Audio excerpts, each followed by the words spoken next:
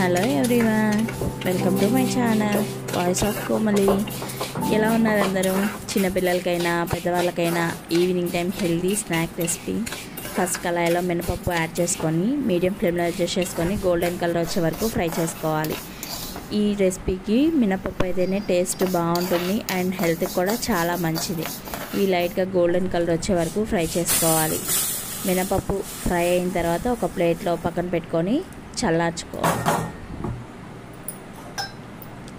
ఇందులో good fat ఉంటుంది, protein, fibre rich అన్నీ ఇందులో వాడే ఇంగ్రీడియంట్స్ అన్నీ హెల్తీవే కాబట్టి చిన్నపిల్లలకి డైలీ ఒకటి ఇస్తే చాలా మంచిది. మినపప్పు చల్లారిన తర్వాత ఒక మిక్సీ జార్లో యాడ్ చేసుకొని గ్రైండ్ చేసుకోవాలి.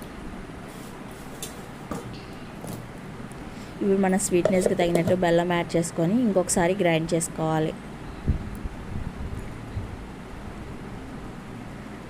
అంతా మిక్స్ అయిన తర్వాత మనం ఆల్రెడీ కాచి పక్కన పెట్టుకున్న నెయ్యిని కొంచెం కొంచెం యాడ్ చేస్తూ లడ్డూలా చుట్టుకోవాలి.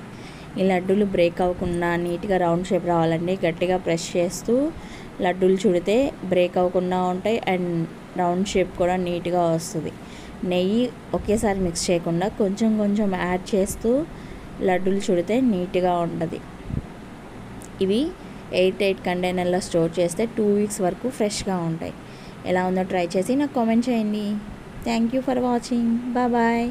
Please like, share and subscribe my channel.